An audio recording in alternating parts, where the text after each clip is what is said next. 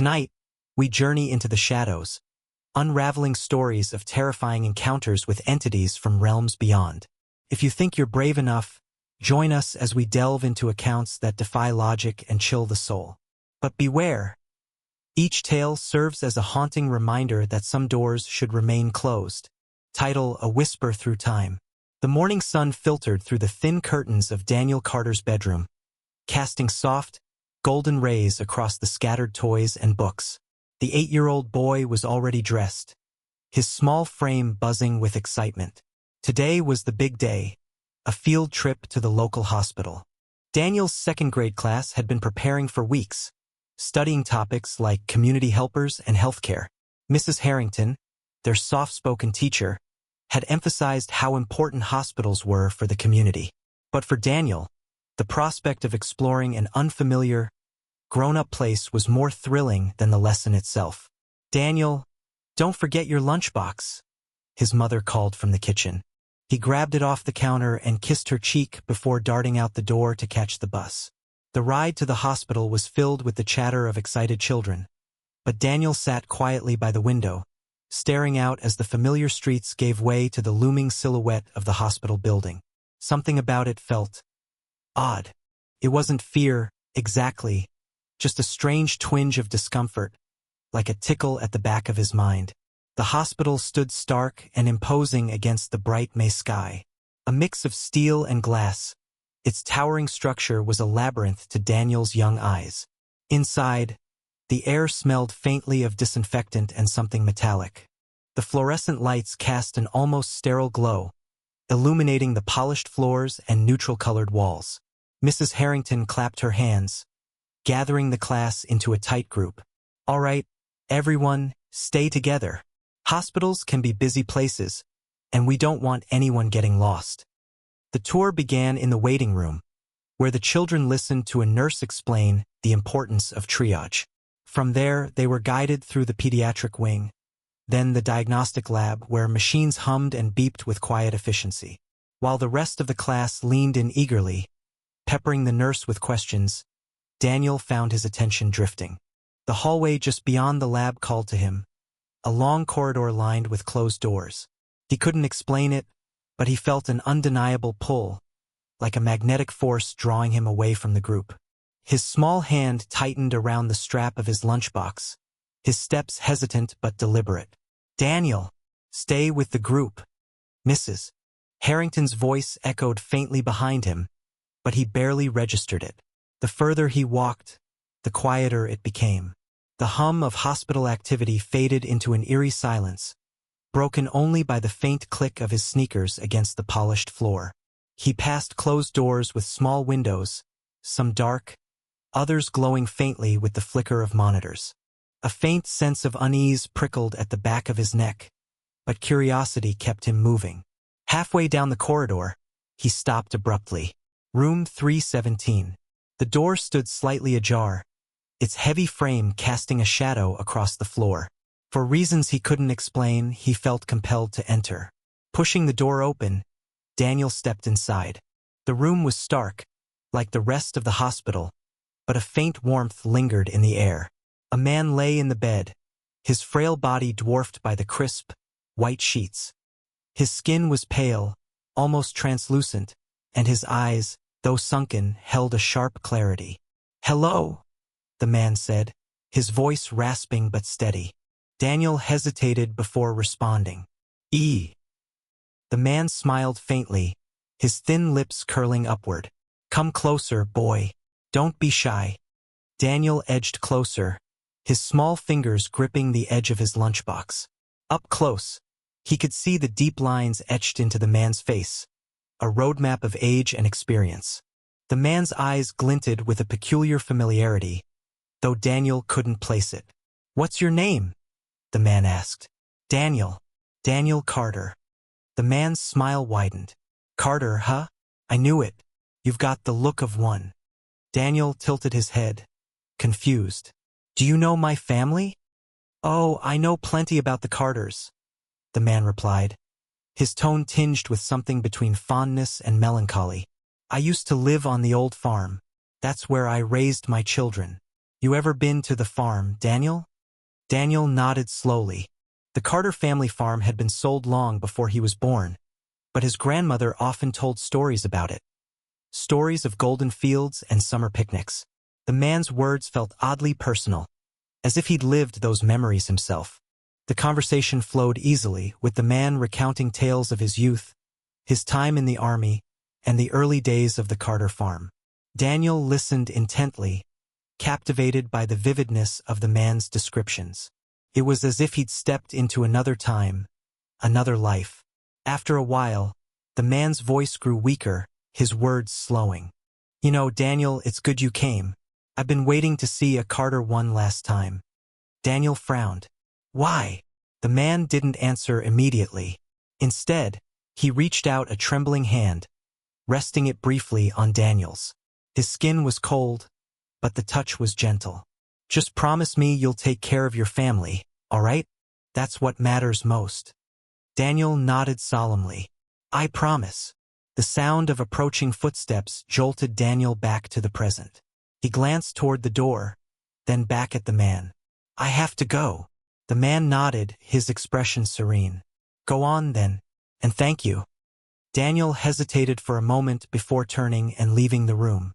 As he stepped back into the hallway, the silence seemed heavier, more oppressive. The pull that had guided him earlier was gone, leaving him with a strange emptiness. When he finally rejoined the group, Mrs. Harrington scolded him gently for wandering off, but Daniel barely heard her.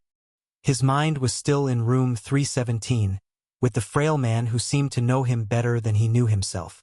The hospital tour ended, and the class gathered by the entrance, chattering about what they'd seen. As they prepared to leave, Daniel spotted his grandmother, Eleanor, walking through the doors with her sister. The sight of her brought a smile to his face, and he ran to greet her. Grandma, what are you doing here? He asked. Eleanor smiled warmly but looked surprised to see him. We're here to visit your great-grandfather, Jean. He's been unwell. Daniel froze. Great-grandpa Jean? Yes, Eleanor said, frowning slightly. He's in room 317. Why do you ask? The blood drained from Daniel's face. He stared at his grandmother, his small voice barely above a whisper. I just talked to him. Eleanor's expression shifted from confusion to shock. What? I didn't know he was here, Daniel stammered. But I found his room. We talked. He told me about the farm and said goodbye. Eleanor exchanged a stunned glance with her sister. Without another word, they hurried toward room 317, leaving Daniel standing alone, the weight of the moment pressing down on him. As the boy waited, a cold chill crept up his spine. Something about the encounter gnawed at him, an unshakable feeling that what had just happened was far from ordinary. And though he didn't yet understand it, Daniel knew that the day's events would stay with him forever. The group had already boarded the school bus by the time Daniel rejoined them. His teacher, Mrs. Harrington, gave him a sharp look but said nothing. She seemed relieved more than anything else to see him safe. As Daniel slid into a seat near the back, his classmates whispered curiously, asking where he had gone, but he avoided their questions. His mind was elsewhere, still lingering in room 317. The hospital faded into the distance as the bus pulled away, yet the memory of the man in the bed stayed vivid. Daniel stared out the window, watching the familiar streets rush by, his reflection in the glass looking back at him with a strange intensity. As the bus rolled to a stop in front of the school, the children spilled out, their laughter and chatter filling the afternoon air. Daniel's mood lightened slightly as they lined up for dismissal.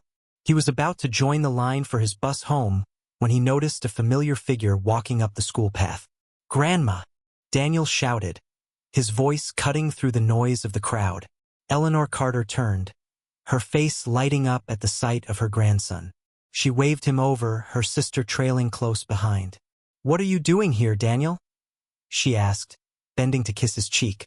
We just finished our field trip, he replied, beaming. Why are you here? Eleanor hesitated, exchanging a glance with her sister before answering. We're visiting your great-grandfather, Jean. He's been staying at the hospital for a few weeks now. The words hit Daniel like a sudden chill. Great-Grandpa Gene? He repeated, his voice quiet. Eleanor nodded. He's not doing well. We wanted to see him today. Daniel's hands tightened around his lunchbox. I know, he said softly. I just talked to him. Eleanor froze, her smile faltering. Her sister, Margaret, leaned closer, frowning. What do you mean, Daniel?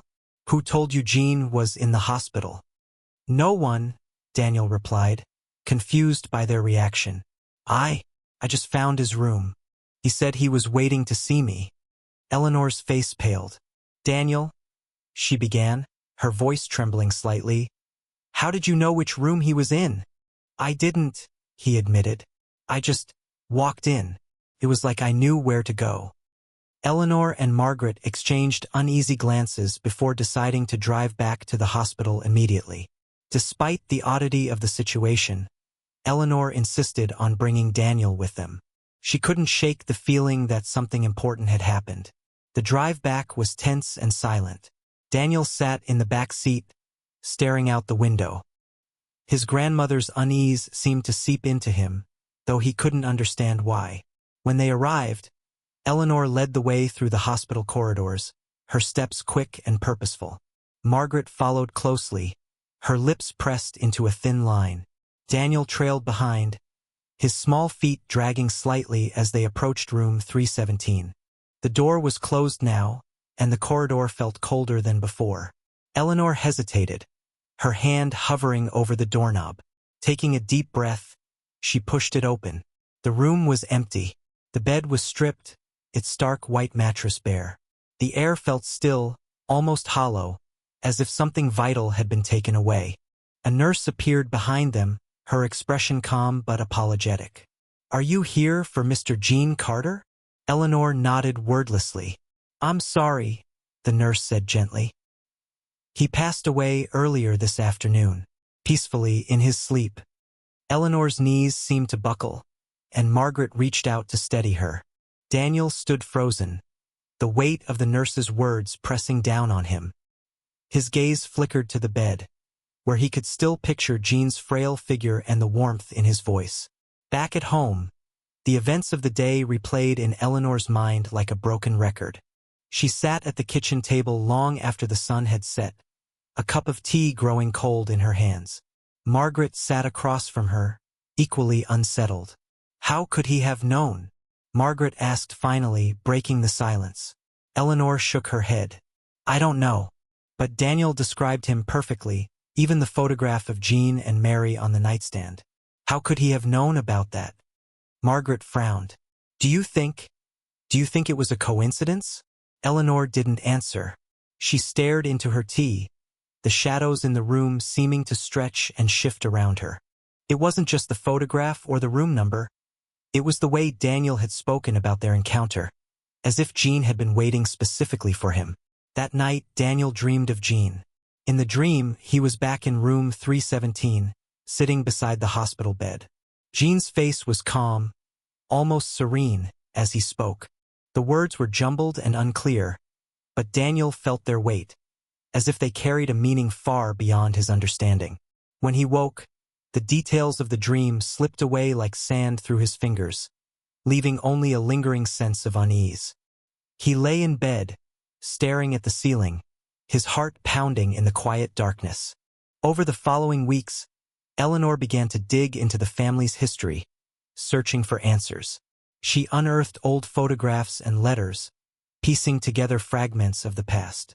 The Carter family had always been close-knit, but there were whispers of strange occurrences, moments when members of the family seemed to know things they shouldn't. Eleanor recalled stories her own mother had told her, about dreams that foretold births and deaths, or the unexplainable feeling of being watched during quiet moments. She had always dismissed them as folklore, the kind of tales families passed down to keep their history alive. But now she wasn't so sure. Meanwhile, Daniel's behavior began to change. He grew quieter, more introspective. His teachers noticed his daydreaming in class, and his friends found him less willing to join in their games. He wasn't unhappy exactly, but there was a heaviness to him that hadn't been there before. Eleanor couldn't shake the feeling that something was wrong. One evening, as she watched Daniel play in the backyard, she noticed the way he paused occasionally, as if listening to something only he could hear. It was subtle, almost imperceptible, but it sent a chill down her spine. "Daniel," she called, her voice careful. "Are you all right?" He turned to her, his expression unreadable. "I'm fine, Grandma." But she wasn't convinced. The shadows seemed to stretch longer around him, the air growing heavier with each passing day. Eleanor knew she needed to protect him, but from what? She couldn't say. One afternoon, Daniel wandered into the woods behind the Carter family home. The sunlight filtering through the trees cast dappled patterns on the forest floor, but the deeper he went, the darker it became. The air was thick and still, the only sound the crunch of leaves beneath his feet. He didn't know why he was there, only that he felt drawn to the quiet, as if something was calling him. The trees seemed to close in around him, their twisted branches reaching out like skeletal fingers. In the distance, he thought he heard a voice, a faint whisper, just on the edge of hearing. He froze, his heart pounding, but when he strained to listen, the sound was gone. Eleanor found him sitting at the edge of the woods, his expression distant. She knelt beside him, her hands trembling slightly. "Daniel, what were you doing out there?" "I don't know," he admitted. "It just felt like I needed to go." Eleanor's unease deepened. She hugged him tightly, her mind racing. Something was happening to Daniel, something she couldn't explain or understand, and she feared it was only the beginning. The days following Daniel's unsettling encounter with his great-grandfather passed with a strange quietness. The world outside continued as normal: school, meals, and chores. But inside Eleanor Carter's home, an invisible weight hung in the air. Daniel, usually so lively, had grown subdued. His laughter came less often, and when it did, it seemed tinged with something Eleanor couldn't quite place. She watched him carefully, her concern growing. He wasn't withdrawn exactly. He still answered questions and participated in family activities, but there was a distance to him now, like a part of him had stayed behind in room 317. Eleanor's mind raced with unanswered questions. She replayed the conversation they'd had outside the schoolyard over and over. How had Daniel known Jean was in that hospital room? How had he described details so accurately? The photograph on the nightstand, the softness in Jean's voice, without ever being told. She considered telling Daniel's parents about what had happened but hesitated. They were practical people, not ones to entertain notions of the inexplicable. Besides, how could she even begin to explain what she herself didn't understand? Instead, Eleanor dove into her family's history. In the quiet of the night, after Daniel had gone to bed, she sat at the dining table with old photo albums and yellowed letters. The Carter lineage, it seemed, was full of odd coincidences. There were stories of dreams that had predicted births and deaths, of sudden gut feelings that saved lives. Eleanor remembered her own mother mentioning these things, brushing them off as family quirks. But now they didn't feel like quirks. They felt like pieces of a puzzle she was just beginning to understand. One evening, as Eleanor pored over the papers, a knock at the door startled her. Margaret stood on the porch, her face pale and serious. "I couldn't sleep," she admitted, stepping inside. "I keep thinking about what Daniel said, about Jean. It doesn't make sense." Eleanor nodded, pouring them both cups of tea. "I've been thinking the same thing. There's something here, something we're missing." Margaret hesitated, then reached into her bag and pulled out a folded piece of paper. "Do you remember this?" Eleanor unfolded it carefully. It was a letter, written in Jean's shaky handwriting, dated just a month before he was admitted to the hospital. "Dear Eleanor, I don't know why I'm writing this, but I feel I need to say it. Life is unpredictable, and there's so much I wish I'd told you. You've always been the glue holding this family together, and I want you to promise me you'll keep it that way. Families drift apart too easily, but ours can't afford to. We have something special, something worth preserving. Please take care of them, and tell Daniel I've always been proud of him. Love, Jean." Eleanor stared at the letter, her heart aching. She had forgotten about it, tucked it away in a drawer after reading it the first time. But now, it felt like Jean's words were reaching out from beyond the grave. The next day, Eleanor decided to take Daniel for a walk. The woods behind their home had always been a place of comfort for her, a sanctuary where the world felt quieter. As they walked, Daniel broke the silence. "Grandma," he said, his voice small. "Did you know Great-Grandpa Jean used to sit under that tree?" Eleanor stopped in her tracks. "What tree?" He pointed to a large oak near the edge of the clearing. Its gnarled branches stretched toward the sky, and its base was surrounded by moss-covered stones. "He told me about it," Daniel continued. "He said it was his thinking spot." Eleanor's breath caught.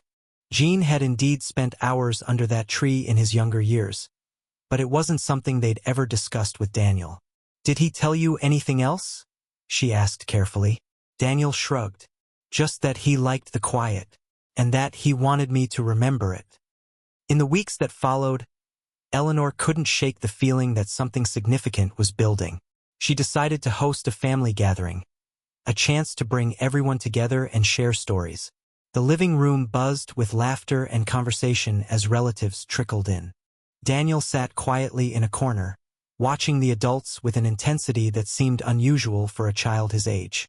When the time felt right, Eleanor stood and cleared her throat. "I wanted to thank you all for coming. I've been thinking a lot about family lately, about how important it is to stay connected. And I think Jean felt the same way."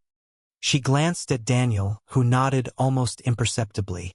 "I found something," she continued, holding up the letter.